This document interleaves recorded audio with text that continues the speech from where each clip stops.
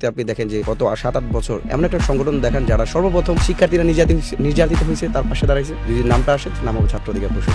আমাদের সংখ্যায় কম হলেও ছাত্র অধিকার পরিষদ প্রত্যেকটা ঘটনার সাথে সম্পৃক্ত ছিল। গণরম গেস্ট রুম থেকে শুরু করে প্রত্যেকটা জায়গাতে 19 সালে ডাকসু নির্বাচন, 20 সালে আমরা করোনাকালীন সময় শিক্ষার্থীদের হেল্প করা, 21 সালে বাংলাদেশে মুরগি বিরোধী আন্দোলন হয়, আমরাই সেটা নেতৃত্ব দিই এবং আমরা 54 জন গ্রেপ্তার হই। 22 সালে শহীদ আবরার ফাদের স্মরণসভা প্রোগ্রাম করা, সবকিছু মিলে 24 গণ অভ্যুত্থান। আমার কাছে মনে হচ্ছে আমরা একটা সংগঠন করতে চাই যেখানে ধর্মভিত্তিক, আমার পার্সোনালি ধর্মভিত্তিক রাজনীতি আমি পছন্দ করি না। ধর্মকে আমি মানতে চাই, মানি, এবং আমি ধর্মবিরোধী একজন মানুষ, কিন্তু ধর্মকে ব্যবহার করে কোনো রাজনীতি করতে চাই এটা আমি চাই না। পাশাপাশি আর যে দুইটা প্রেক্ষাপট ছিল, ছাত্রলীগের রাজনীতি ছিল মারামারি, কাটাকাটি, ফাও খাওয়া, হল দখল করা, তো এটা আমার পছন্দ ছিল না।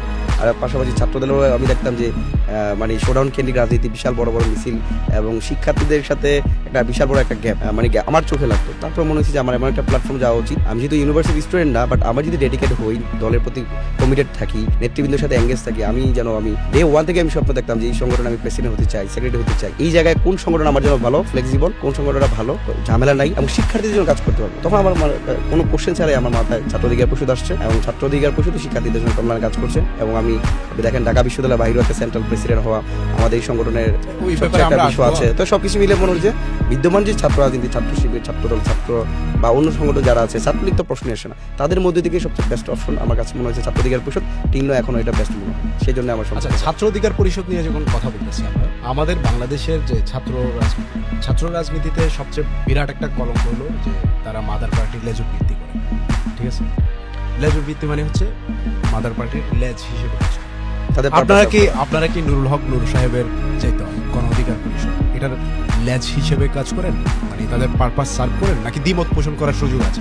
দেখুন, আপনি যদি দেখেন আমাদের ছাত্র অধিকার পরিষদ উত্থান হচ্ছে দলীয় লেজর ভিত্তিক রাজনীতি পরিহার করা। আমরা ছাত্র অধিকার পরিষদ স্বতন্ত্র এবং স্বাধীনভাবে আমাদের কার্যক্রম পরিচালনা করতে পারি। আমাদের সাথে গণ অধিকার পরিষদ ডিরেক্টলি কোনো আমাদের কানেকশন নাই। তবে একটা জায়গায় আমরা কানেকশন আছে, সেটা আদর্শিক জায়গাতে। গণ অধিকার পরিষদ যে মোটোটা আছে বা তাদের যে মূলনীতি, গণতন্ত্র, ন্যায় বিচার, অধিকার, জাতীয় স্বার্থ। আমি গণতন্ত্রকে ধারণ করি, ন্যায় বিচার তো অবশ্যই চাই, জাতীয় স্বার্থ, যেমন বাংলাদেশ ভারতের ইন্টারেস্ট, আমি কার কাছে যাবো? বাংলাদেশ, অবশ্যই জাতীয় স্বার্থের ক্ষেত্রে বাংলাদেশ, এবং অধিকার তো আমরা চাই। সেক্ষেত্রে এই মূলনীতিকে আমরা ধারণ করতে পারি। বা গণ অধিকার পরিষদের পারপাসে আমরা ক্যাম্পাসে বা সেন্ট্রালি কোথাও আমরা সেটা করি না। আপনি দেখবেন অনেক জায়গাতে আমরা দ্বিমত অবশ্যই করি এবং আমরা তাদের সমালোচনা করি। বা আপনি যেহেতু জানেন যে বর্তমানে আমার ছাত্র অধিকার পরিষদের সাবেক যুগ্ম আহ্বায়ক, বর্তমান প্রতিমন্ত্রী সরকারে আছেন। তারপর কিন্তু আমরা সরকারের বিরুদ্ধে কথা বলি, গণভোট নিয়ে আমরা রাজপথে দাঁড়িয়েছি, সরকারের অনেক কর্মকাণ্ড ছিল যেগুলো আমরা যুক্তি সমালোচনা করছি। সুতরাং আমাদের কোনো ধরাবাধা নাই। আমরা সভাপতি হলেন গণ অধিকার পরিষদের যে ছাত্র সংগঠন ছাত্র অধিকার পরিষদ, এক্ষেত্রে নুরুল হক নূরের আপনাকে সভাপতি বানানোর ক্ষেত্রে কোনো হস্তক্ষেপ ছিল না?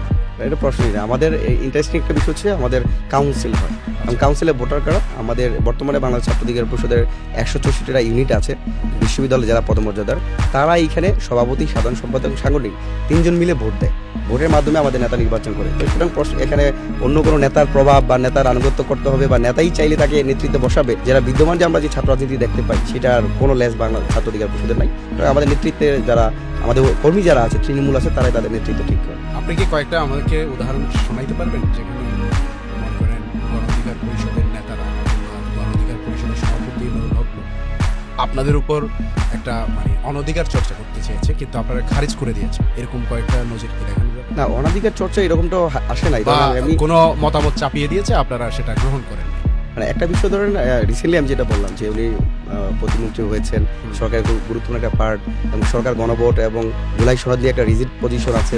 রাজনৈতিক বিরোধী দলের নেতাকর্মীরা তাদের বক্তব্য বয়ান দিচ্ছে।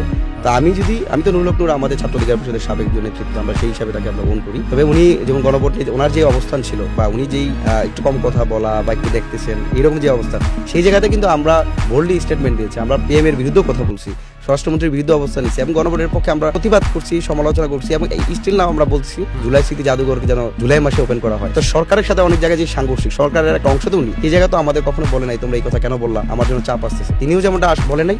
আমরা ছাত্র অধিকার পরিষদের সাথে ওনার সাথে যখনই আমাদের দেখা হয়, সাক্ষাৎ হয়, আমাদেরকে আগে যেভাবে পরামর্শ দিতেন যে তোমরা তোমাদের সবার আগে, আমার দলের আগে তোমাদের স্বার্থ হবে ছাত্রকেন্দ্রিক, ছাত্রদের সাথে যে ইস্যুটা যায় সবার আগে তোমরা মুখ করবা, এই বিষয়ে আমার কোনো বাধ্যবাধকতা থাকবে না, আমার কোনো প্রেশার থাকবে না। উনি ওই প্রেশারই দিচ্ছে না, যে কারণে আমরা প্রেশার ফিলও করছি না। আর যদি প্রেশার দেয় কখনো, আমরা শিক্ষার্থীদের ইতিবাচক বিষয়টাকে আগে বেশি রাস্তায় থাকবো, কথা বলবো। আপনি যেটা বলছেন